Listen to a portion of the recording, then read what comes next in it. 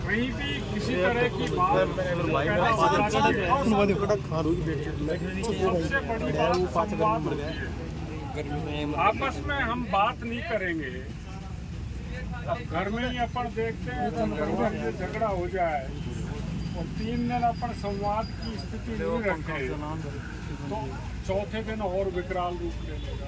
बच्चों को बांटना चालू कर देंगे, ये तेरा ये मेरा, तो घर बिगड़ने की स्थिति में आता है। बात जुबान से कहने में वही शब्द होते हैं, अरे छोरा खामर को पानी ले रहा है जो, दूसरे के बेटा एक गिलास पानी लाना, दोनों में फर्क हो गया ना। वो भाव से लाएगा। एडीएम साहब ने बात निकल ली होगी उनके मुँह से, आपकी कोई भर्ती भ्रष्ट नहीं। मार्गदर्शन के लिए कहिए और फिर रिमाइंडर कलेक्टर साहब ने दिया है, उसकी कॉपी भी उन्होंने उपलब्ध करा दी।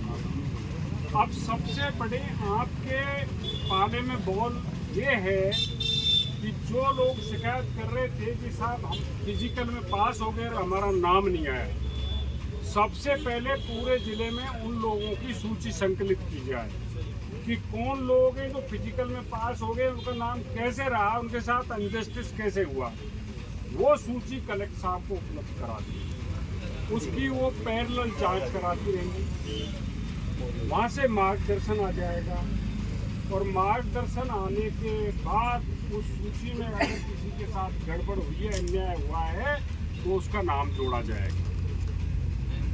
कुछ लोग ऐसे हैं जो ये कह रहे हैं कि साहब हम ओवर एज होने वाले हैं, उनको चिंता कतई नहीं करनी चाहिए ओवर एज वालों को।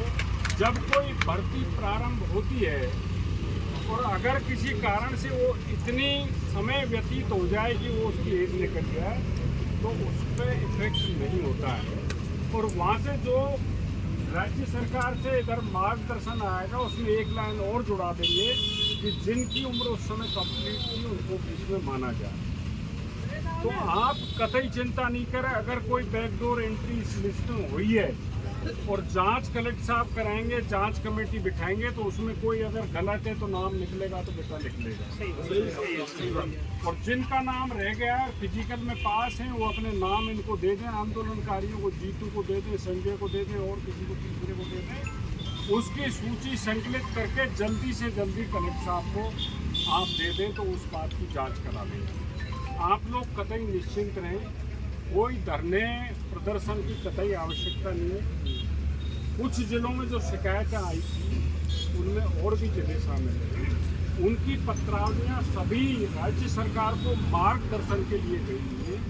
जैसे ही मार्गदर्शन प्राप्त हो जाएगा आप लोगों को सूची जारी कर दी जाएगी। तो आप बिल्कुल निश्चिंत रहें इस बात से, किसी को गुमराह नहीं किया जाएगा, किसी के साथ कोई अनजस्टिस नहीं होगा।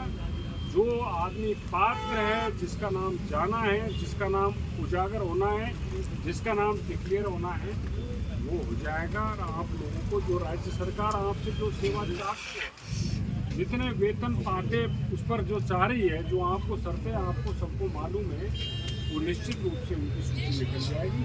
आप कतई गुमराह नहीं हो, बिल्कुल चिंता नहीं करें। अब बल्कि मेरे को चिंता लगी है कि उस फाइल को वहाँ से निकलवा के जल्दी से जल्दी आप भिजवा लें।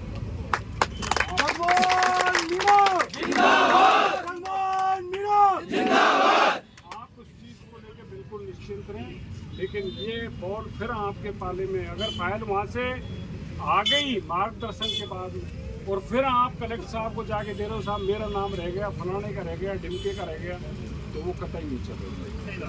वो सूचियाँ आप पहले उपलब्ध करा दें। किसी की और शिकायत है, कोई और पीछे के दरवाजे से घुसा है तुम्हारी नॉलेज में, साहब इसमें गलत चेंज करा दिया, वो सूची दे दो, सबके साथ हो धन्यवाद।